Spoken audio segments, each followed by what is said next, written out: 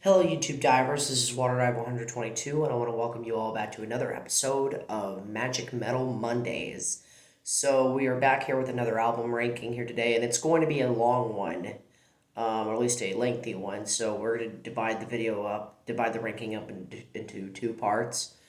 Um, we are tackling the discography of the pioneers of pirate metal, if you want to even call it that way. They're a legendary power metal band from Germany, Running Wild. So Running Wild formed in 1976 in Hamburg over in Germany, and they've gone under a lot of lineup changes over the years. Um, but they've always had the same lead singer and same songwriter, Rolf Kasperik, who, in my opinion, is a heavily underrated vocalist. He's an excellent guitar player as well. He plays rhythm guitar for the band, but where he mainly shines is his songwriting. His songwriting is top notch, especially in that golden era of Running Wild, which we'll talk about throughout the rankings. But yeah, Running Wild have been around for a very, very long time. They have 17 albums. And so, what we're going to do is we are going to start from number 17 and go all the way up to number 9 on this part. And then on the second part, we'll tackle numbers 8 to 1.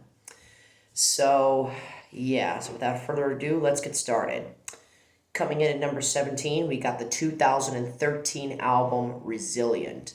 Now, I'll say right off the bat, I don't think Running Wild have any bad albums, but they do have a few repetitive ones and a few mediocre ones. And in my opinion, Resilient is the most repetitive and the most unnuanced record they've ever made. Not to say that there's any that this record is bad, because it's not. But yeah, it just feels very repetitive. It feels like stuff that Running Wild have done in the past, but they've done it way better on other records.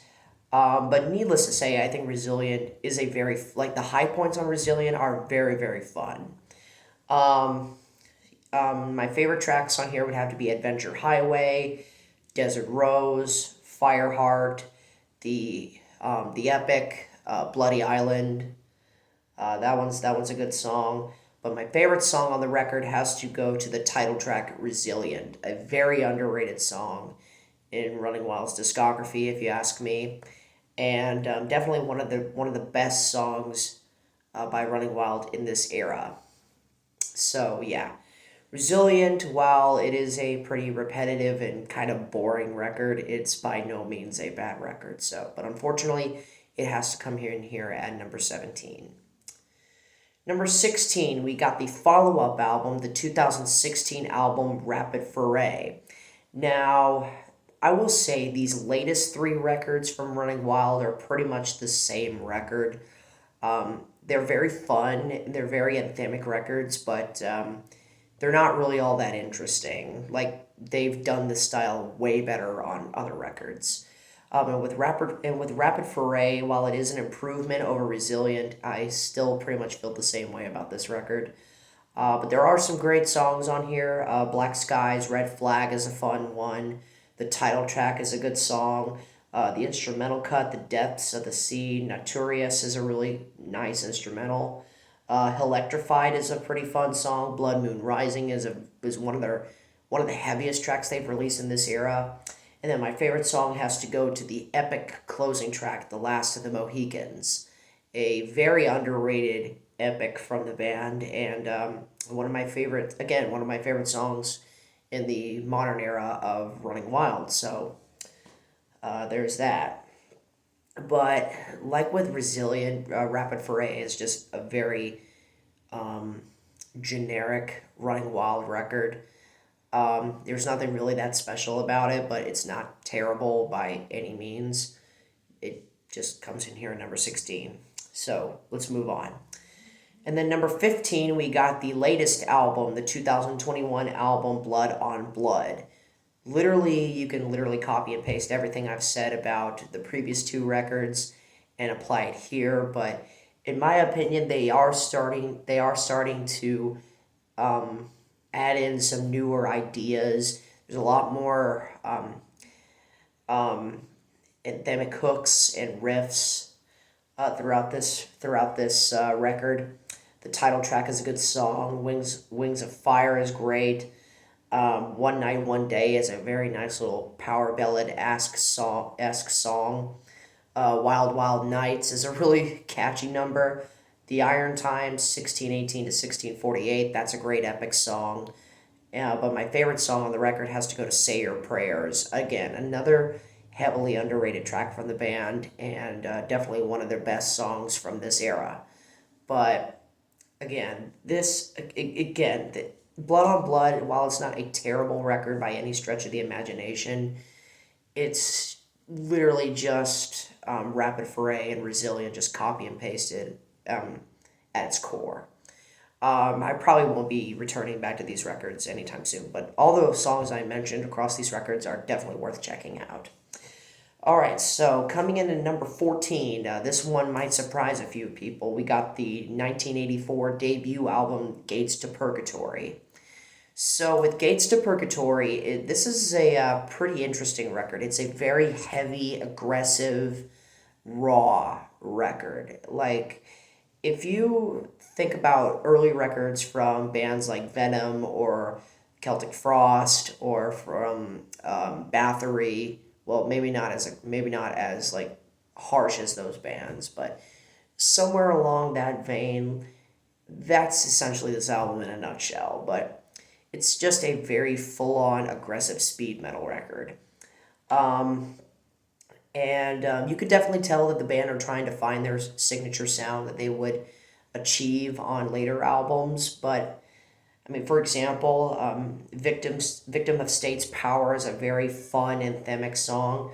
Black Demon is one of their most evil songs. Genghis Khan and Prisoners of Our Time are two of the band's most overplayed songs. And then my favorite song on the record has to go to Soldiers of Hell. I absolutely love this song. It's very underrated, especially in this early era of Running Wild. Um, it's just a great song overall. But with Gates to Purgatory, yeah, they've definitely improved this sound and style on the follow up record, which we'll discuss in a minute. So, Gates to Purgatory, a good debut album, but comes in here at number 14, I'm afraid. Number 13, we got the 2000 album, Victory. So this is the final part in their trilogy of the Battle of Good versus Evil. Um, that started with Masquerade and ended here with Victory. And in my opinion, Victory is easily the weakest album out of the three. Um, but like I said, there are some gems to be found on this record. When Time Runs Out's a good song. Fall of Dorcas, the opening track is great. Into the Fire is a nice song. The Final Waltz is a nice instrumental interlude song. SAR is a nice little mini epic. The title track, Victory, is a nice album closure. And then my favorite song on the record has to go to The Husser. But again, another very underrated song from Running Wild. Obviously, when you have a discography as big as what Running Wild has, you're going to find a lot of hidden gems. Um, and especially on some of the weaker records. Uh, but yeah, The Hustler is my favorite song on the record. It's a great song, good album, but yeah, it has to come in here number 13. So number 13 is Victory. So number 12, we got a very popular pick for Running Wild's worst album, and that is the 2012 album Shadowmaker. I don't get why many Running Wild fans have this at the bottom. Now, yes, I do understand this is kind of like the beginning of that trend that they would go on um, throughout the latter part of their career where they would just essentially just play the same songs over and over again. It was like that on Resilient, it was like that on Rapid Foray and Blood on Blood. But with Shadowmaker, it isn't quite as bad. Yes, there are a lot of corny songs on here. Cough, cough, me and the boys. But there are a lot of great there are a lot of great gems off of here. For example, Riding the Tide, I Am Who I Am, the title track, Sailing Fire, Dracula, the mini epic off of here, and then my favorite song goes to the opening track, Piece of the Action. Seriously, those three songs to open up the record, Piece of the Action, Riding the Tide, and I Am Who I Am. Seriously, very underrated three-track opener, if you ask me. But yeah, Shadowmaker still has its issues. It still goes into that trend that I don't really care for when it comes to Running Wild. But I feel like the band are talented enough as songwriters to keep the audience engaged, even though they are essentially playing the same songs over and over again. So, yeah, so number 12, Shadowmaker. Now, coming in at number 11, we've got the 1985 album, Branded and Exiled.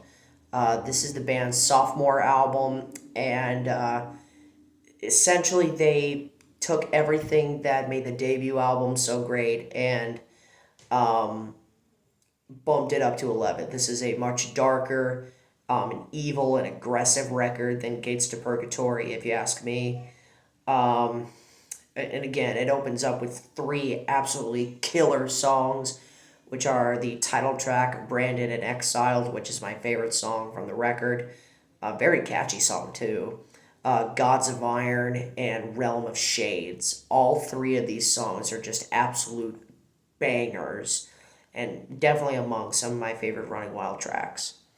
Then you have arguably the most well known song from the record, and that's Fight the Oppression. This is another song that the band continues to play live to this very day, and for good reason. It's a very catchy song.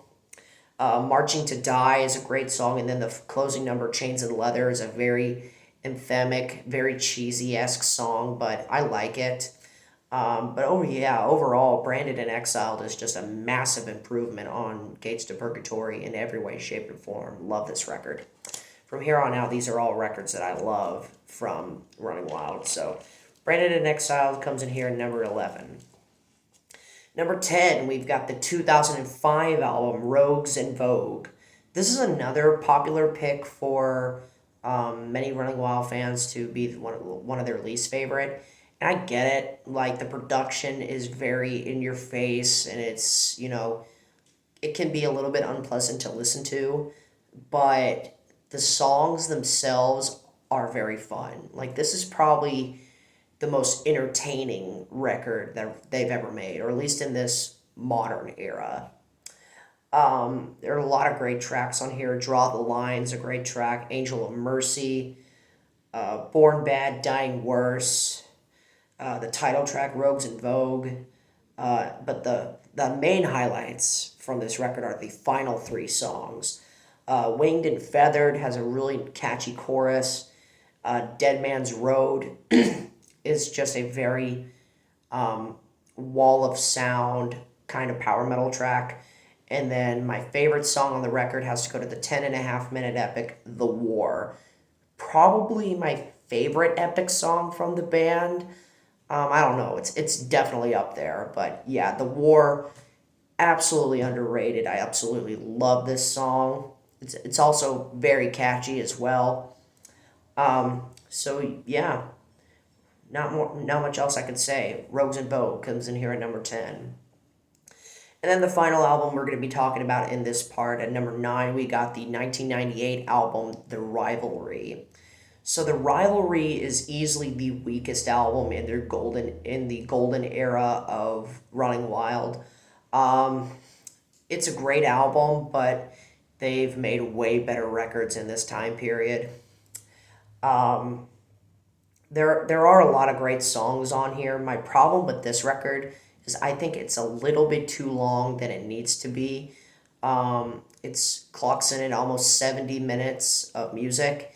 And for a Running Wild album, I don't really see that as a strong point.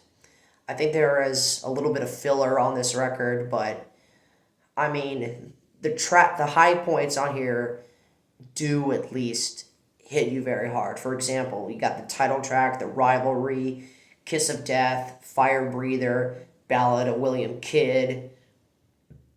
another heavily underrated song from the band. Uh, Agents of Black, Fire and Thunder, the mini epic War and Peace, and then my favorite song on the record has to go to Adventure Galley. Um, yeah, all of the songs on here are at least good, but I feel as though it's a little bit too long and it's a little bit disjointed for what it is. Like I think the second half of the record is much stronger than the first half, but that's just me. Overall, though, the Rivalry, very good album. So, with that said, that concludes the first part of my Running Wild album rankings. Thank you so much for watching, my fellow YouTube divers. This is Water Dive 122 signing out, ready to dive into more fun on YouTube. Thanks for watching.